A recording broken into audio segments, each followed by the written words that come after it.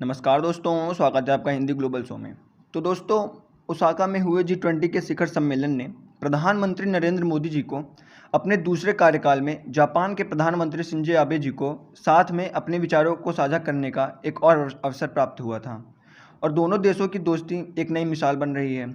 आखिर वह क्या चीज़ है जो दोनों देशों को इतना निकट लाती है और जापान ने ऐसा क्या किया है जिसकी वजह से आज भारत बहुत खुश है। तो दोस्तों, आज हम दोनों बातों पर सब कुछ डिटेल से बात करने वाले हैं। बस आप मेरे साथ वीडियो के अंत तक बने रहिएगा। तो दोस्तों, अगर मैं दोनों देशों की नज़दीकियों के बारे में बात करूं तो इसका सबसे बड़ा कारण चीन के उदय की भूमिका को माना जाता है। लगभग हर एक पड़ोसी से कोई ना कोई विवाद जरूर है चीन का, और चीन की कट्टर दुश्मनी जापान से भी है। चीन अपने विस्तारवादी नीति के ऊपर काम कर रहा है। उसका सपना है साउथ चाइना सी पर कब्जा करने का। दोस्तों, मैं आपको बता दूं, साउथ चाइना सी में अकूत खजाना छुपा हुआ है, क्योंकि वहां पर खनिज और ऊर्जा संपदाओं का भंडार है और चीन साउथ चाइना सी को अपना हिस्सा बताता है, जिसकी वजह से उसकी कई देशों से दुश्मनी भी हो गई है।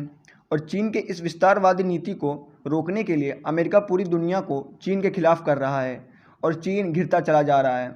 अब दोस्तों, मैं अगर दूसरी बात पर बात करूं तो दोस्तों, चीन आज से नहीं, आज़ादी के बाद से ही भारत के साथ दोगली नीतियों पर काम करता आया है। एक तरफ वो भारत के कश्मीर को इंडियन कंट्रोल कश्मीर बताता है, तो वहीं दूसरी ओर पूरे के पूरे अरुणाचल प्रदेश को ही साउथ तिब्बत का हिस्सा मानता है।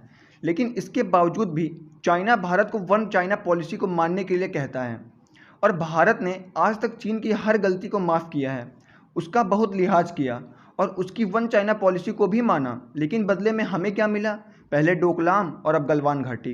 भारत चाइना के बीच पिछले 4 महीनों से चल रही एलएसी विवाद ने भारतीय सरकार को काफ़ी कुछ सिखा दिया है और इसी कड़ी में भारत ने चीन के कट्टर दुश्मन जापान के साथ कई सालों के बातचीत के बाद कल के दिन में बिना शोर शराबे के म्यूचुअल मिलिट्री लॉजिस्टिक एग्रीमेंट को साइन कर दिया है, जिसके बाद अब भारत जापान के नेवल बेसिस, एयर बेसिस और मिलिट्री बेसिस का भी इस्तेमाल कर सकता है। और मैं आपको बता दूं कि इस एग्रीमेंट पर भारत और जापान कई सालों से चर्चा कर रहे थे और मैं आपको बता दूं कि चीन का बुरा वक्त अब शुरू हो चुका है, क्योंकि इस समझौते के बाद भारतीय एयरफोर्स के फाइटर जेट्स, नेवल शिप्स के पास चीन के दूसरी तरफ जापान के एयर बेसिस, नेवल बेसिस और मिलिट्री बेसिस का भी एक्सेस होगा।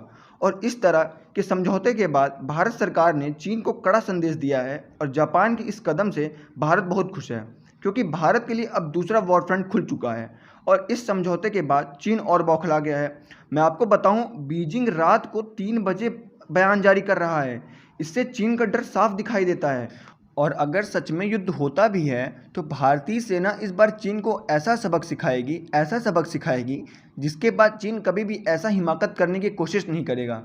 इस पर आप सबका क्या कहना है, कमेंट करके ज़रूर बताइएगा और साथ ही चैनल को सब्सक्राइब करना मत भूलिएगा ऐसे ही डिफेंस, फॉरेन पॉलिसी और फाइनेंस रिलेटेड वीडियो के लिए।